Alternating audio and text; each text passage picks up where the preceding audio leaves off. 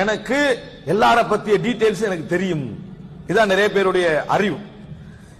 எல்லாருடைய சந்தேகம் நம்மளுக்கு தெரியும். இவன் என்ன செய்யறான், அவன் என்ன செய்யறான், இவனுக்கு எப்படி, அவனுக்கு எல்லாம் தெரியும். இதுதான் நமது டேலண்ட்.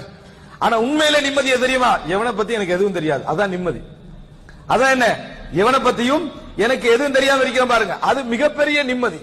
ஏன்னு சொல்லுங்க, உங்களுக்கு போனாலும் சந்தேகம் வந்தாலும் சந்தேகம் எப்ப வரும் தெரியுமா? எல்லார பத்தி எல்லாம் தெரிஞ்சிருந்தீங்கன்னா, எல்லாத்த பத்தியும் தெரிஞ்சுக்கிட்டு வைங்களே, என்ன இந்த பக்கத்தால போறான், அவன் அந்த பக்கத்தால வரான், இவன் ஏன் சிரிச்சா, ஏன் எல்லார பத்தி உங்களுக்கு எல்லாமே தெரியுமே.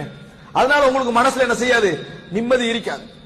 ரசூலுல்லாஹி ஸல்லல்லாஹு அலைஹி வஸல்லம் அவர்களிடத்தில் சில நபித்தோழர்கள் வருவார்கள், வந்து சொல்வார்கள், இந்த இவர் வந்து இப்படி சொல்லிட்டாரு அப்படி. ரசூலுல்லாஹ் மீது நல்ல நேரத்துல தான் சொல்றது விஷயத்தை ரசூலுல்லாஹ் கத்தி வச்சிருவோம். ரசூலுல்லாஹ் சொன்னாங்க, எனக்கு என் தோழர்களை பற்றி எந்த செய்தியும் கொண்டு வந்து சொல்ல வேண்டாம்.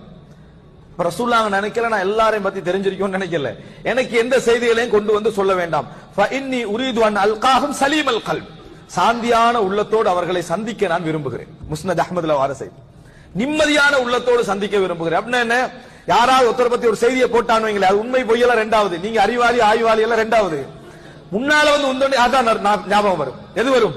அவரை பத்தி போடப்பட்ட செய்தி என்ன செய்ய ஞாபகம் வரும்.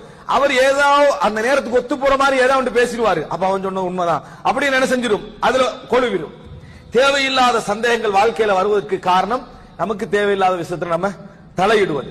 இயன்ற அளவுக்கு மற்றவர்களை பற்றிய செய்தி நம்மளுக்கு தெரியாது அப்படி என்று இருப்பது நாளை மறுமைக்கும் நமக்கு என்ன சலாமத் என்பதை புரிந்து கொள்ள வேண்டும். எனவே எப்பொழுதும் உள்ளத்தை குப்பை கூலமாக நம்ம வைக்கக்கூடாது, குப்பை கொற்ற இடமாக என்ன செய்யக்கூடாது, வைக்கக்கூடாது. யார் வேணுமென்றாலும் என்ன வேணுமென்றாலும் உங்க காது வழியாகவும் கண் வழியாகவும் போட்டுட்டு போயிடலாம் என்ன செய்யக்கூடாது, வைக்கக்கூடாது. அதுக்கான ஒரு தடையை நீங்கள் வைத்துக் கொள்ள வேண்டும்.